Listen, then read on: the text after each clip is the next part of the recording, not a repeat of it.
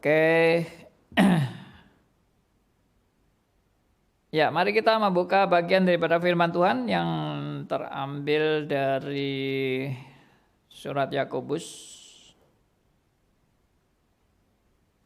pasal yang kedua. Yakobus pasal yang kedua, ayat yang ke-17.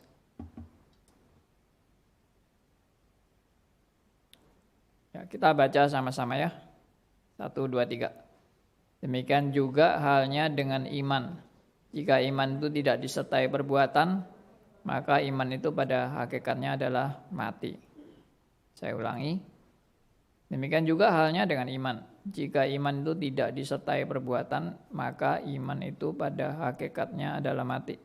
Berikutnya kita baca di Efesus pasal 2 ayat 8 dan 9. Efesus 2 ayat 8 dan 9. Mari kita baca sama-sama. 1, 2, 3. Sebab karena kasih karunia kamu diselamatkan oleh iman. Itu bukan hasil usahamu, tapi pemberian Allah. Itu bukan hasil pekerjaanmu.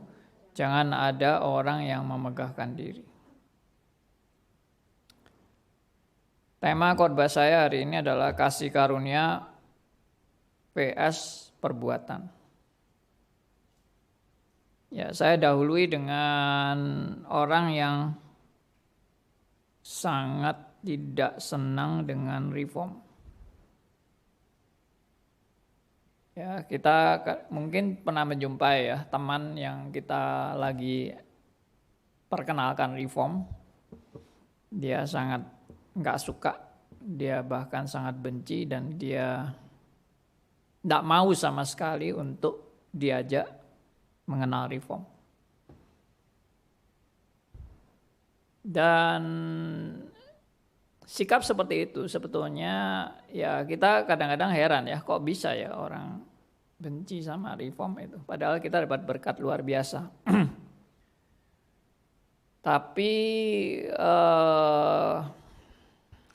kebencian itu tidak perlu kita heran. Kalau kita memahami cara mereka berpikir. Nah, kenapa saya mengatakan begitu? Karena saya sendiri dulu adalah sangat benci sama reform. Waktu saya masih menjadi orang Arminian. Ya, saya adalah pejuang Arminian dulu. Dan habis-habisan saya ngotot dengan teologi Arminian yang saya anggap paling benar waktu itu. Dan saya bukan hanya pengikut Arminian, saya juga pengikut karismatik yang boleh dikatakan amat sangat super duper ekstrim karismatik saya. Bahkan saya sudah jadi pengkhotbah di karismatik dan ya pokoknya macam-macam lah yang saya lakukan. Nah, waktu itu saya sangat-sangat membenci reform. Alasannya apa? Ya alasannya logis. Logisnya apa? Karena bertentangan dengan apa yang saya yakini. Contoh, saya benci dengan teologi reform karena teologi reform mengajarkan sekali selamat tetap selamat. Kenapa saya benci? Ya karena keyakinan saya keselamatan itu kalau nggak dijaga baik-baik, ya kamu akan kehilangan keselamatan. Keselamatan yang diberikan Tuhan kepadamu, kalau kamu tidak bertanggung jawab dan kamu tidak sungguh-sungguh menjaga baik-baik, keselamatan itu akan lepas dari hidupmu. Siapa bilang sekali selamat tetap selamat? Itu ajaran sesat, itu bidat. Jadi wajar kan kalau orang benci sama reform itu. Jadi kita aja yang nggak ngerti mereka gitu. Tapi kalau saya amati saya dulu, kenapa saya benci, itu pun nggak bisa disalahkan karena keyakinan saya Itu ajaran sesat itu, sekali selamat tetap selamat itu. Itu bikin orang akhirnya, ya sudah mari berbuat dosa terus. Toh sekali selamat tetap selamat. Nah itu keyakinan saya waktu itu. Jadi coba kita pahami dan kita mengerti bahwa mereka itu memang orang kalau sampai, ya benar katanya Spurgeon ya. Spurgeon pernah bilang, kita semua dilahirkan secara reform. Secara natural kita semua ini menjadi orang reform. Tapi kalau sampai kita, secara natural kita semua ini adalah orang Arminian. Bukan orang reform, Arminian. Secara natural kita dilahirkan sebagai orang Arminian. Kenapa? Karena Arminian itu memang logik.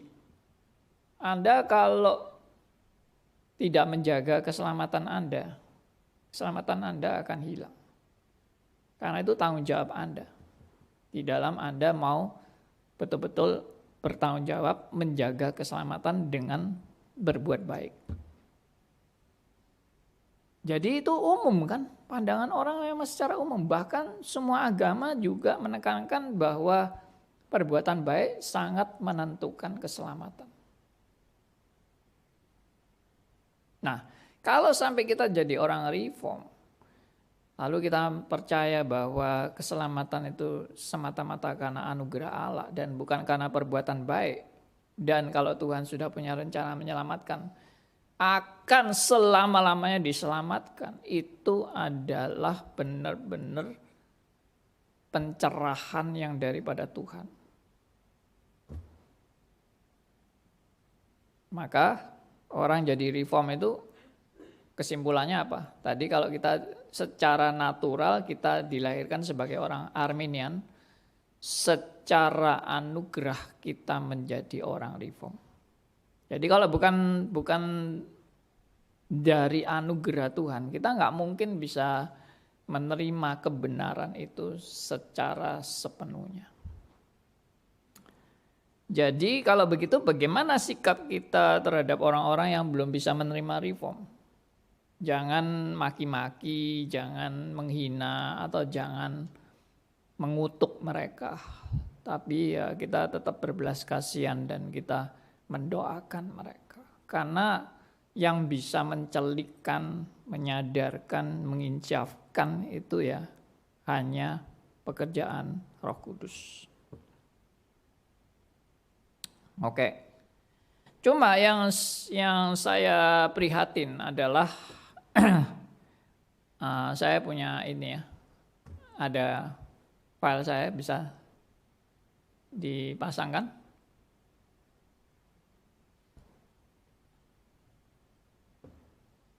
Sudah siap belum?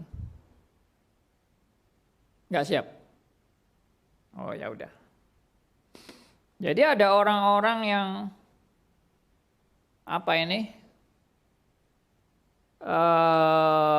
benci dengan reform dan dengan sengaja dia itu memfitnah reform atau menjelekkan reform.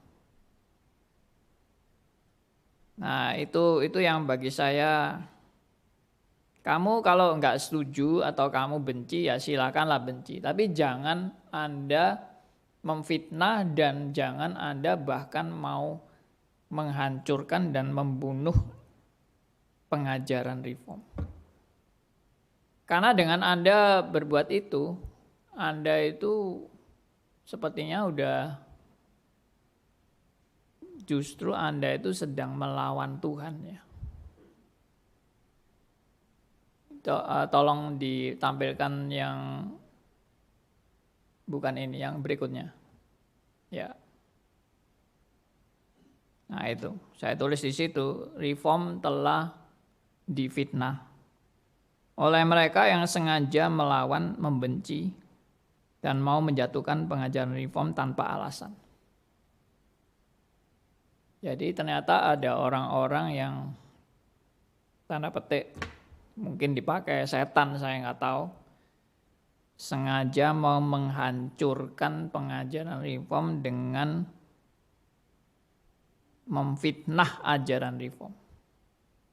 Jadi misalnya, reform itu ngajari orang tidak berbuat baik. Reform itu malah mengajari orang berbuat dosalah, toh sudah ditetapkan selamat. Gak apa-apa berbuat dosa terus saja. Toh Tuhan kalau sudah menentukan selamat, biarpun orang berdosa terus tetap selamat. Itu bukan ajaran reform itu. Kamu sedang memfitnah reform. Nah itu yang saya sedihkan, karena ada orang-orang provokator yang sengaja merusak dan mengajarkan yang tidak diajarkan reform. Yaitu kayak tadi misalnya, reform itu mengajarkan sekali selamat tetap selamat. Ya sudah, berbuat dosa terus saja, toh tetap selamat. Itu bukan ajaran reform, itu Anda memfitnah ajaran reform. Ya. Nah, lalu kalimat terakhir yang di bawah tadi.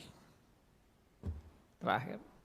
Reform yang seharusnya jadi berkat luar biasa. Jadi bagi saudara yang saat ini sudah tercelik dengan reform, itu menjadi berkat luar biasa bagi mereka yang dicelikkan. Tapi oleh mereka dijadikan bahan ejekan dan gurauan atau pelecehan oleh mereka yang tidak bisa menerima kedaulatan Allah yang mutlak dan maha sempurna ini. Contoh misalnya kita percaya Allah itu berdaulat. Nah ini pun di reform masih, di kalangan reform masih ada perbedaan-perbedaan. Tapi bagi saya ya itu karena proses belajar lah, lumrah. Tapi ada orang-orang yang sinis ngomongnya gini, Allahnya orang reform itu menetapkan segala sesuatu. Berarti kita semua ini cuma jadi robot yang hanya mengikuti apa yang Tuhan sudah tetapkan semuanya.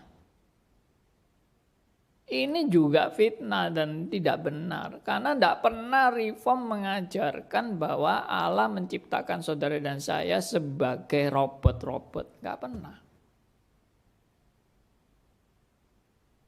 Cuma karena mereka mendengar hanya sebagian, yaitu Allah menetapkan segala sesuatu. Dari perkara besar sampai perkara kecil, dari perkara baik sampai perkara jahat. Semua dalam penetapan Allah tanpa kecuali. Itu akhirnya diterjemahkan dengan Allah itu menciptakan robot-robot. Dan semua hanya tergantung kepada nasib. Berarti reform itu percaya takdirisme, nasibisme, determinisme. Ya, semua tinggal terima nasib saja. Jadi tidak usah usaha, tidak usah berbuat apa-apa. Kalau Tuhan sudah menetapkan kamu kaya, kamu malas-malasan pun tetap kaya. Tuhan menetapkan kamu jadi orang bodoh, biarpun belajar setengah mati, bodoh terus. Ya, terimalah nasibmu. Nah, itu reform katanya. Itu bukan reform. Itu fitnah terhadap reform. Nah, hari ini saya akan mengajak saudara untuk merenungkan bagaimana kita menjawab fitnah-fitnah itu dengan belajar satu dua ayat dari apa yang tadi sudah kita baca. Oke, berikutnya silakan. Nah, kita akan merenungkan Yakobus 2 ayat 17. Mari kita lihat lagi ayat yang tadi sudah kita baca bersama. Saya baca ulang. Demikian juga halnya dengan iman. Jika iman itu tidak disertai perbuatan, maka iman itu pada hakikatnya adalah mati. Nah, orang yang pada umumnya membaca ayat ini itu kesannya begini. Saya dulu juga ngertinya begini. Jadi orang kalau punya iman itu nggak cukup. Kalau dia punya iman saja itu nggak cukup. Iman itu harus ditambahi perbuatan. Baru imanmu menjadi sempurna dan membawa kepada keselamatan. Itu arti Yakobus 2 ayat 17. Saya ulangi ya. Jadi iman saja tidak cukup. Iman itu harus ditambahi perbuatan supaya imanmu itu membawa kepada keselamatan. Jadi kalau imanmu tidak ditambah perbuatan, kamu tidak akan sampai kepada keselamatan. Nah, pada umumnya seperti itu. Dan ini menjadi pegangan bagi kaum Armenian untuk menegakkan satu kebenaran bahwa iman saja tidak cukup. Harus ditambah perbuatan baru menghasilkan keselamatan. Nah, bagaimana penafsiran menurut teologi reform? Itu yang tadi itu, iman plus perbuatan baru menghasilkan keselamatan. Itu ajaran sesat dan itu ajaran bidat dan itu bukan ajaran iman Kristen. Maaf, mungkin saya agak keras di sini, tapi harus keras. Kenapa? Karena banyak orang Kristen tidak ngerti Kristen. Banyak orang Kristen pikirannya bahwa iman saja memang tidak cukup, harus ditambah perbuatan baru menghasilkan keselamatan. Padahal itu bukan maksud daripada Yakobus ini. Loh, masa bukan begitu maksud Yakobus? Kan terang-terangan jelas-jelas dibilang iman tidak disertai perbuatan. Maka iman itu pada hakikatnya adalah mati. Bukankah Yakobus bilang iman itu menjadi mati? Anda tidak teliti membaca.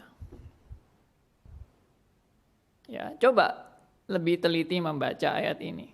Apakah itu artinya iman kalau tidak disertai perbuatan, imanmu menjadi mati? Nah, saya ingin mengajak saudara untuk meneliti. Apakah ayat itu berkata begitu? Kalau diteliti baik-baik, ternyata tidak demikian. Loh, bagaimana Pak? Kok tidak demikian? Ya, perhatikan. Saya ulangi. Jika iman itu tidak disertai perbuatan, maka iman itu pada hakikatnya adalah mati. Apa bedanya dengan kalimat ini? Iman jika tidak disertai perbuatan, maka iman itu akhirnya menjadi mati. Tahu nggak bedanya? Halo, ini tidur atau bangun? Ya, jadi saya ulangi. Kutip ayat ini. Jika iman itu tidak disertai perbuatan, maka iman itu pada hakikatnya adalah mati. Lalu kalimat saya yang kedua begini. Ya, persis. Awalnya persis. Jika iman itu tidak disertai perbuatan, maka iman itu pada akhirnya menjadi mati.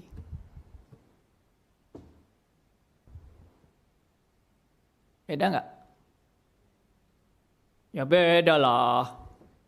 Ya kan, satunya pada hakikatnya adalah mati. Yang kalimat kedua adalah iman itu akhirnya menjadi mati. Bedanya di mana? Bedanya yang jelas di situ dikatakan pada hakikatnya. Pada hakikatnya itu berarti apa? sebenarnya. Itu pada hakikatnya. Sebenarnya iman itu adalah iman yang mati.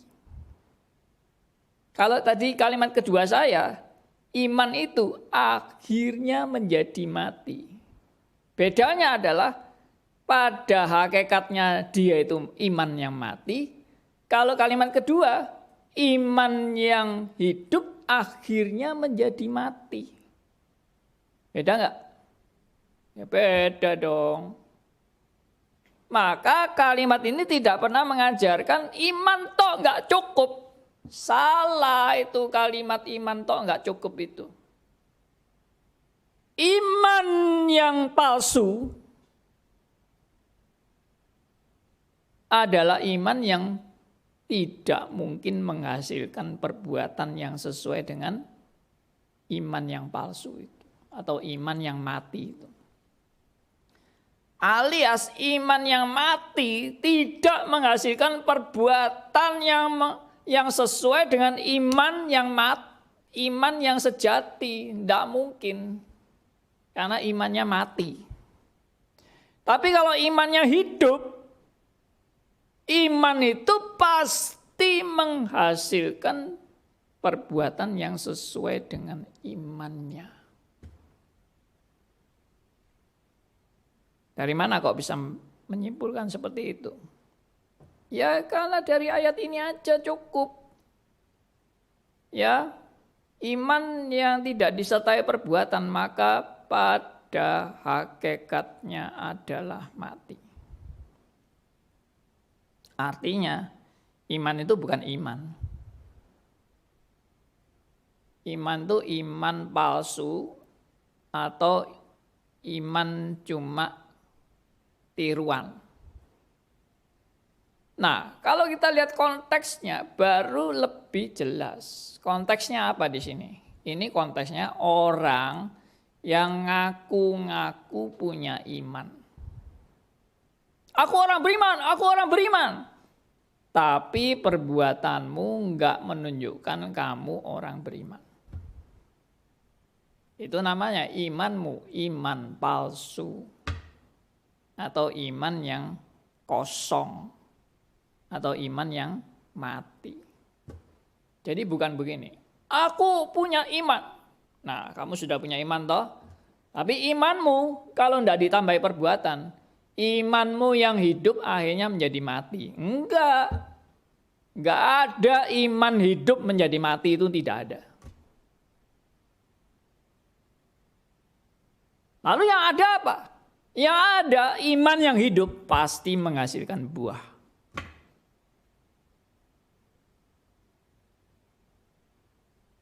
Iman yang mati tidak akan menghasilkan buah.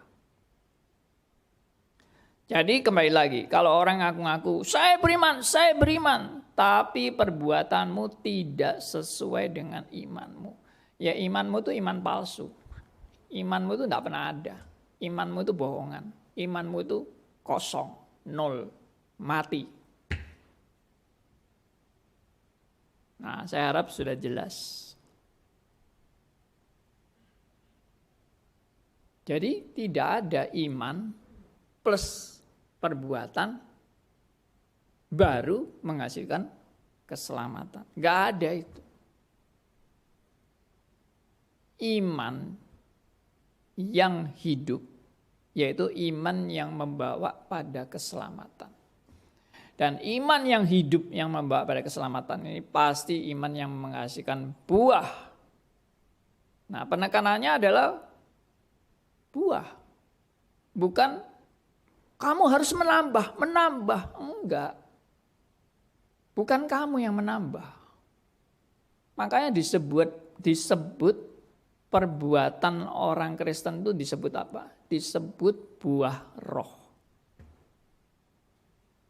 Saya sangat senang dengan pencerahan ini bahwa perbuatan orang Kristen itu bukan hasil usaha dia. Perbuatan orang Kristen itu adalah buah roh.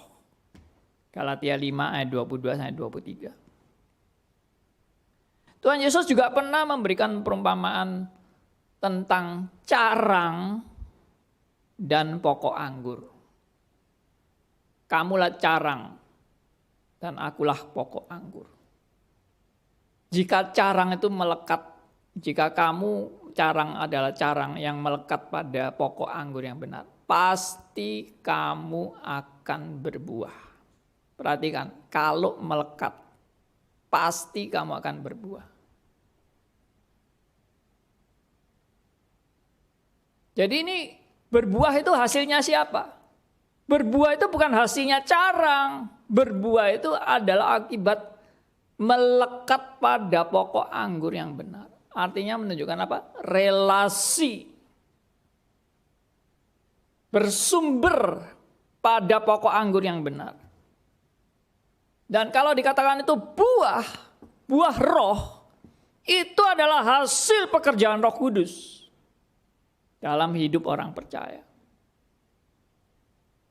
Maka saudara dan saya bukan lalu menjadi orang iman yang katanya difitnah itu. Iman, pokoknya iman, pokoknya iman, pokoknya iman. Lu perbuatan ngawur-ngawur, perbuatan dosa, apapun pokoknya kalau iman pasti selamat. Biarpun kamu tiap hari kepelacur, tiap hari berjudi, tiap hari mabuk-mabukan, tiap hari korupsi.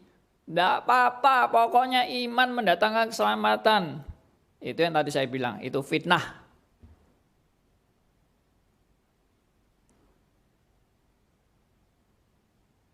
Jadi, nggak mungkin orang yang punya iman yang hidup tidak menghasilkan perbuatan yang sesuai dengan imannya.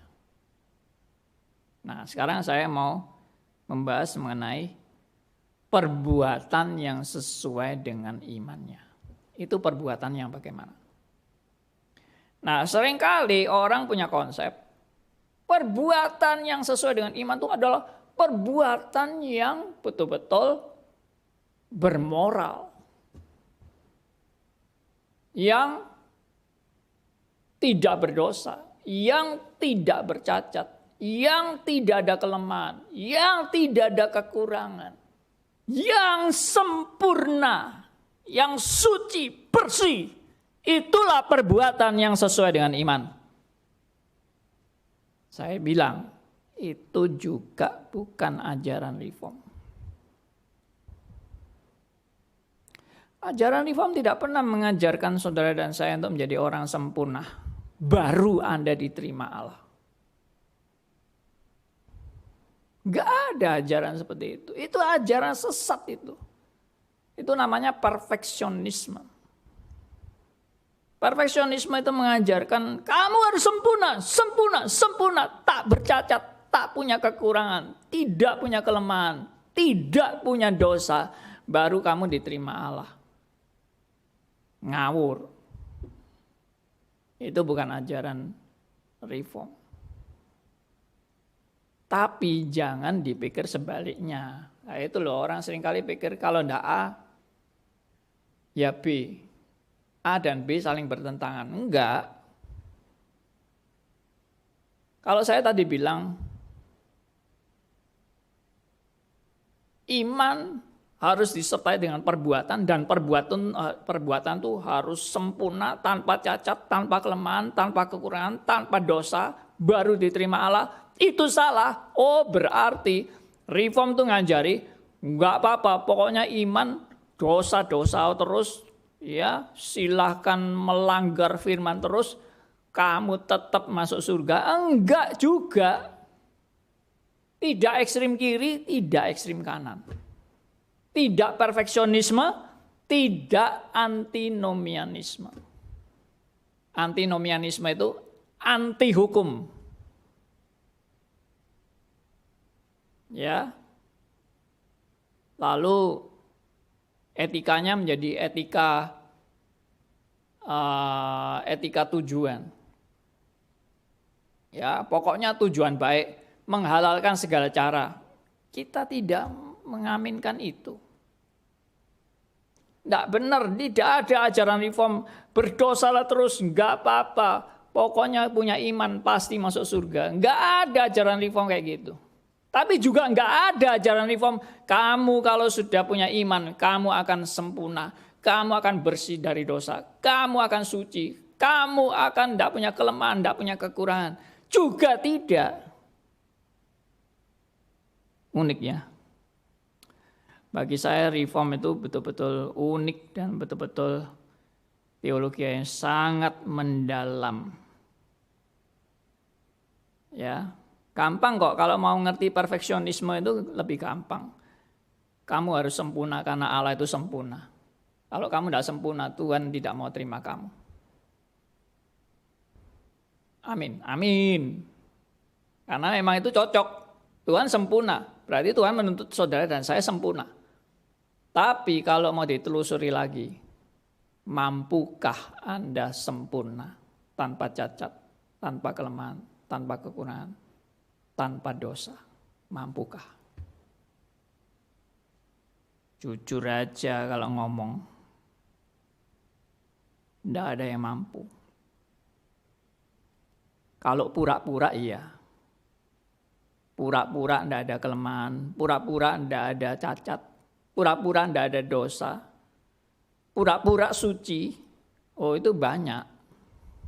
Pura-pura bersih, ya maaf. Saya pernah khotbah dengan tema semua orang munafik. Karena memang manusia berdosa itu pembawaannya adalah kemunafikan. Kita lebih suka penampilan sebagai orang yang begitu saleh daripada sejujurnya mengakui segala kelemahan, kekurangan, keterbatasan, dan bahkan dosa-dosa kita. Kita menutup-nutupi itu. Dan kita ingin membuat kesan, aku orang yang demikian saleh, demikian suci, demikian bersih, demikian tanpa cacat, tanpa celah. Tidak juga sebaliknya. Lalu orang yang benar itu adalah orang yang ngumbar-ngumbar dosanya, pameran terhadap dosanya, bangga-bangga terhadap pemberontakannya, padahal tidak juga. Semua itu enggak benar. Jadi yang benar yang bagaimana? Saya merenungkan saudara, apa yang diberitakan Alkitab itu tidak sekedar seperti apa yang kita lihat pada umumnya. Saya pernah menegaskan bahwa iman Kristen tidak sama dengan moralisme. Saya ulang ya, iman Kristen tidak sama dengan moralisme. Moralisme itu ngajari apa? Yaitu kamu tuh harus jadi orang baik. Kamu tuh harus jadi orang yang suci. Kamu tuh harus jadi orang yang sempurna. Kamu tuh harus jadi orang yang tidak bercacat, tidak punya kelemahan, tidak punya kekurangan, tidak punya dosa. Itu namanya moralisme. Kamu tidak boleh berzina, tidak boleh membunuh, tidak boleh mencuri, tidak boleh berbohong, tidak boleh munafik, dan sebagainya. Seluruh hukum Anda taati, baru itu namanya moralisme.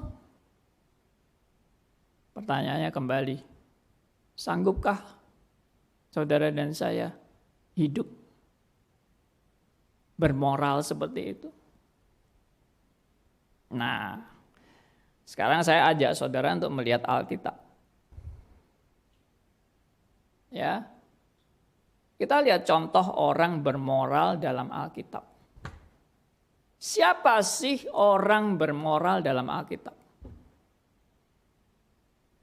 Mestinya contoh orang bermoral dalam Alkitab itu adalah orang-orang yang dipilih Allah, yang dipakai Allah, dan yang menjadi teladan. Ya memang biasanya yang jadi teladan itu yang dipakai Yusuf, Daniel, Sadra, Mesa, Abednego. Oh itu orang-orang yang sempurna, yang tanpa cacat. Kadang-kadang boleh pakai Elia, kadang-kadang pakai Abraham, orang yang beriman, bapak orang beriman. Itu dipamerkan. Moral mereka luar biasa, kesucian mereka luar biasa, ketaatan mereka kepada Tuhan luar biasa. Mereka tanpa cacat, tanpa kelemahan, tanpa kekurangan. Siapa bilang?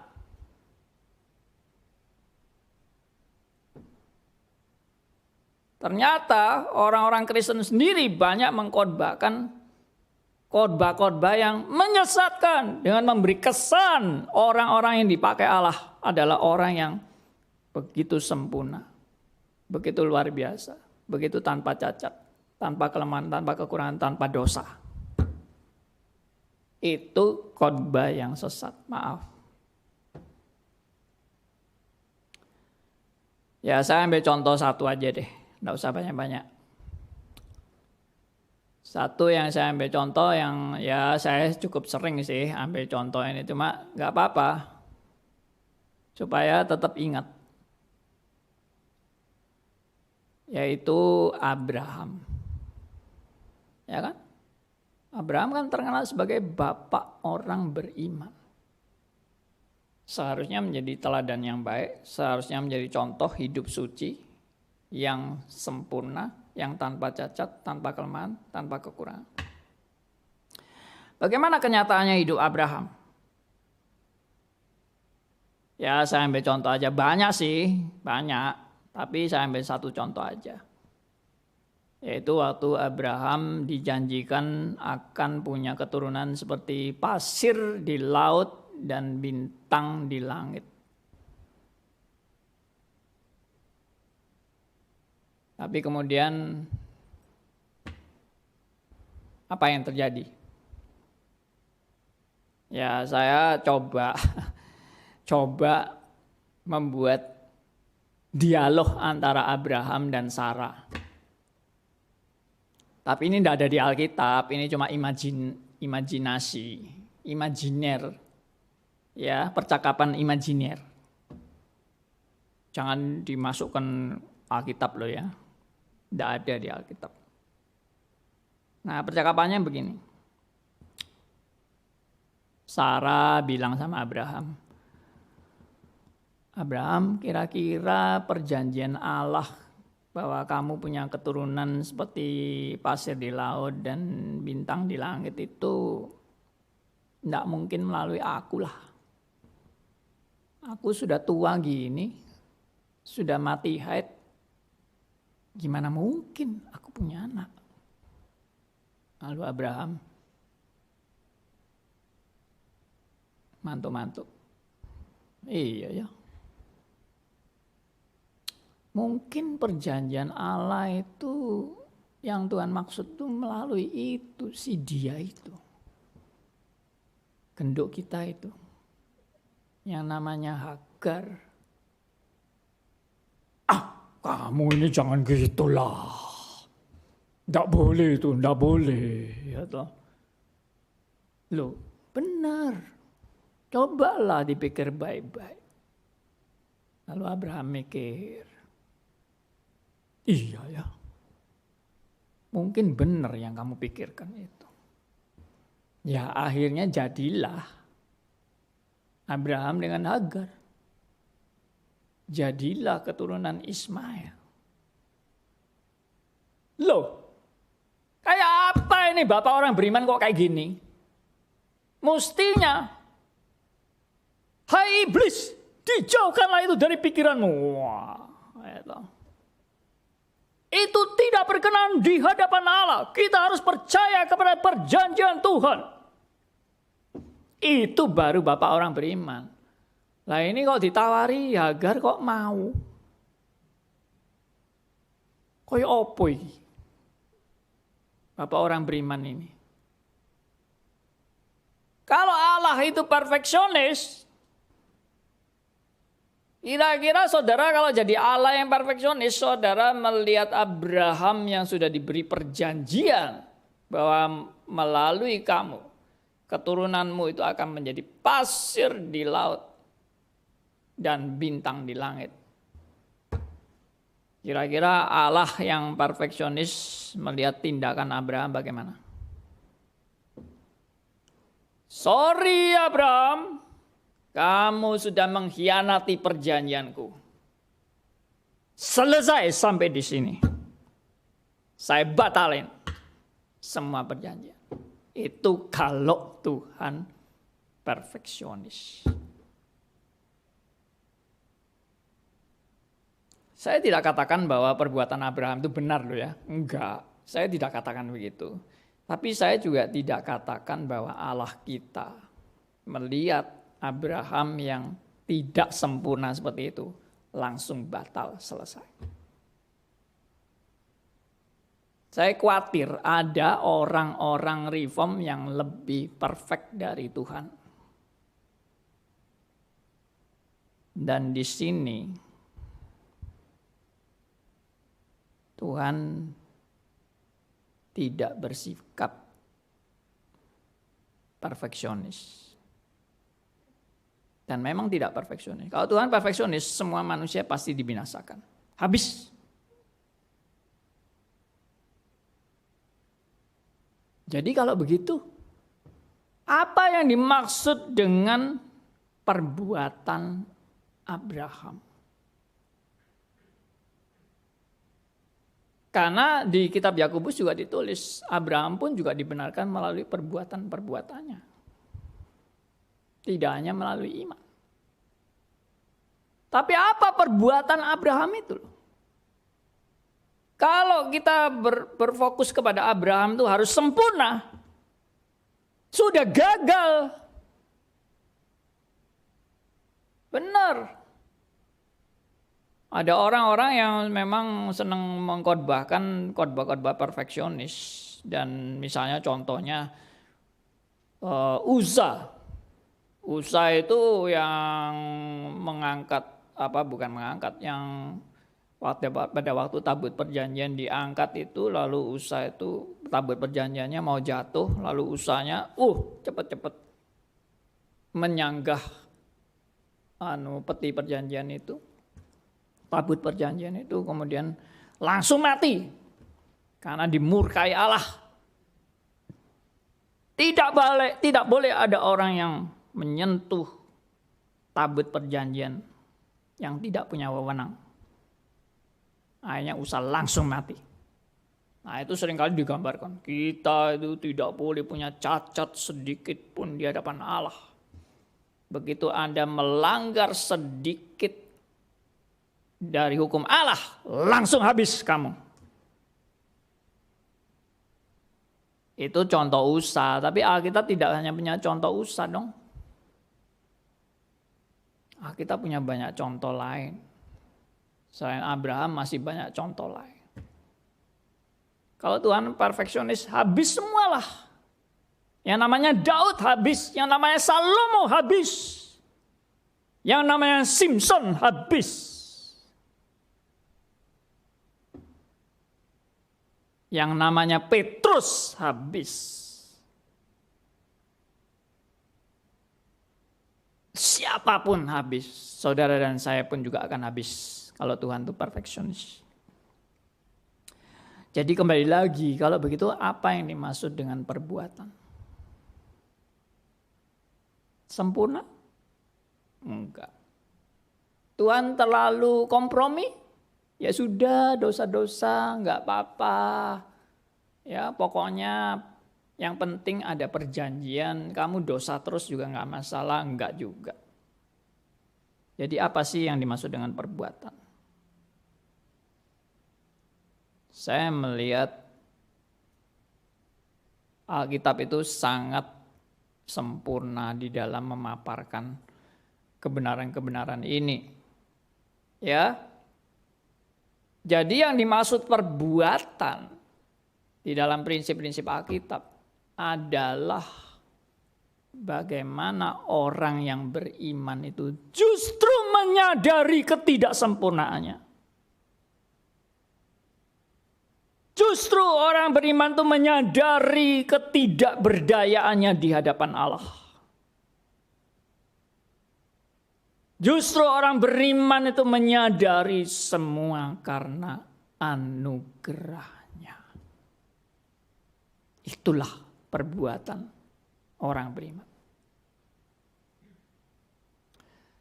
Perbuatan orang beriman bukan, nanti tunjukkan kepada Tuhan, Tuhan aku sudah setia kepadamu, Aku sudah taat kepada hukum-hukummu. Ya, aku tidak mencuri, aku tidak membunuh, aku tidak berzina. Aku mentaati, menghormati, mengasihi orang tuaku, aku memberikan persepuluhan. Aku tidak seperti pemungut cukai ini. Itu orang kayak gitu adalah justru orang yang sudah tercatat dalam Alkitab. Yaitu orang yang memamer-mamerkan perbuatan baik di hadapan Allah. Dan itu justru orang yang ditolak oleh Tuhan.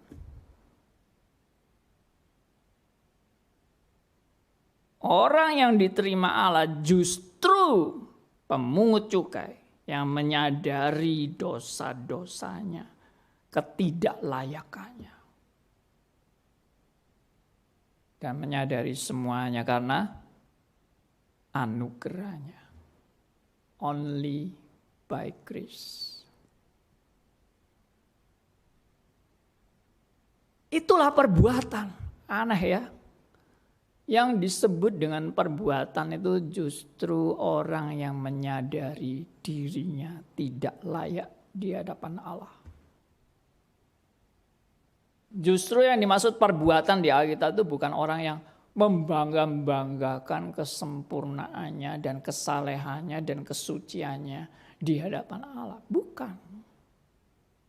Orang yang justru disebut iman yang menghasilkan perbuatan itu perbuatan yang menyadari aku bukan apa-apa di hadapan Allah. Dan semua yang aku lakukan itu hanya oleh kasih karunia-Nya semata-mata.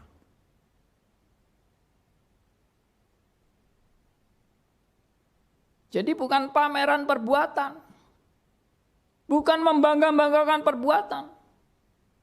Bukan menganggap kamu lebih saleh dari orang lain. Coba lihat spirit Alkitab. Coba lihat Rasul Paulus. Aku di antara semua rasul, aku paling berdosa. Rasul Paulus juga mengatakan di antara semua orang berdosa, aku yang paling berdosa. Spirit Alkitab dalam perbuatan adalah justru menyadari aku tidak lebih baik dari orang lain. Makanya saya kasih catatan dan pertanyaan tanda tanya besar bagi orang yang sudah reform. Tapi begitu membanggakan perbuatan-perbuatan baiknya dan menyombongkan perbuatan baiknya. Seolah-olah dengan perbuatan baiknya itu Tuhan baru mau menerima dia. Itu nggak benar. Sekali lagi saya bukan lalu mengajari saudara ya berbuat dosa aja lah kan Tuhan tetap mau terima kamu. Enggak seperti itu.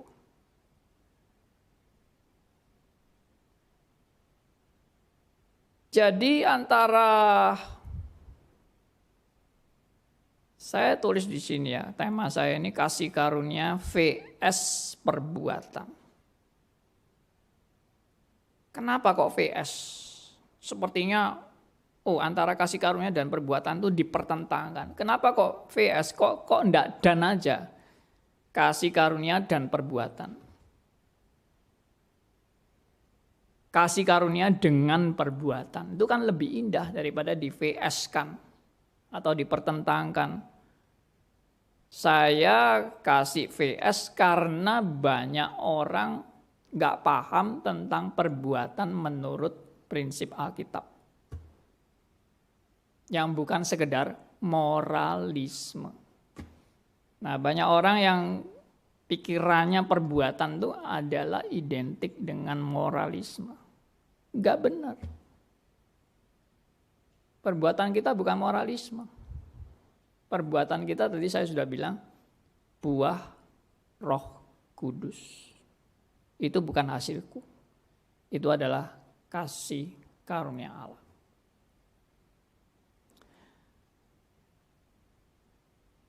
Jadi nanti pada akhir zaman waktu pengadilan Gak ada orang datang ke pengadilan Tuhan dengan membusungkan dada.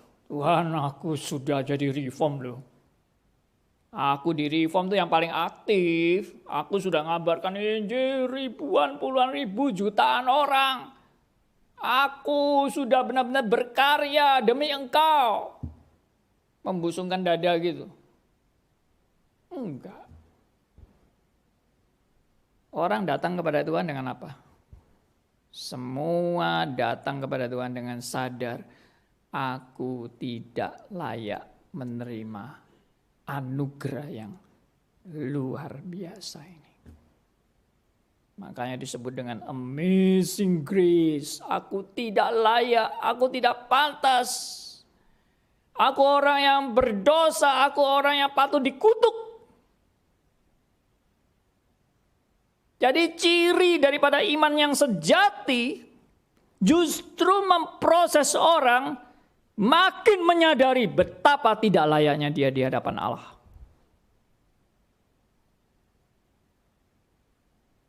Kalau saudara tidak mengalami proses ini, saya tanda tanya besar. Bagaimana bisa menjadi orang reform lalu merasa diri paling layak, merasa diri sudah bisa diterima Allah melalui perbuatan baiknya? No. Aku orang yang gak pantas. Aku orang yang tidak layak. Tapi hanya karena kasih karunia-Nya aku boleh diterima. Dan kalau aku boleh belajar untuk berbuat yang berkenan kepadanya, itu bukan juga karena aku, itu karena Roh Kudus yang sudah mengubah hidupku. Roh Kudus yang menyadarkan aku. Roh Kudus yang menginsyafkan aku. Roh Kudus yang merubah dan memperbarui pola berpikirku. Semua karena kasih karunia Tuhan. Jadi saya juga merenungkan saudara-saudara antara kedaulatan Allah dan tanggung jawab manusia. Seringkali ini dipertentangkan atau seringkali ini dipermasalahkan antara kedaulatan Allah dan tanggung jawab manusia. Lalu menjadi dua kutub yang dua-dua dianggap 100% ada. Allah berdaulat sepenuhnya 100%. Manusia bertanggung jawab sepenuhnya 100%.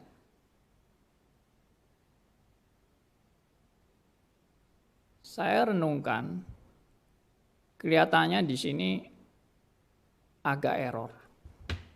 Kenapa error?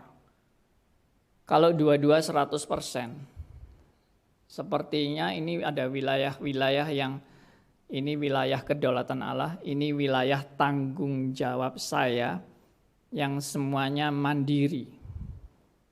Kedaulatan Allah mandiri, tanggung jawab saya juga mandiri. Tidak, saya simpulkan tidak. Kenapa? Karena saudara dan saya sampai bisa punya kesadaran bertanggung jawab di hadapan Allah, itu juga kasih karunia Allah. Itu bukan kesadaran yang muncul dari kemampuan Anda untuk menyadari. No. Kalau bukan Roh Kudus yang menyadarkan, bukan Roh Kudus yang mencelikkan mata rohani, Anda pun gak sadar tanggung jawab Anda di hadapan Tuhan bagaimana. Jadi gambarannya bukan begini. Kedaulatan Allah, tanggung jawab manusia, dua-dua sama tingginya. Kalau sama tingginya, bagi saya agak konyol.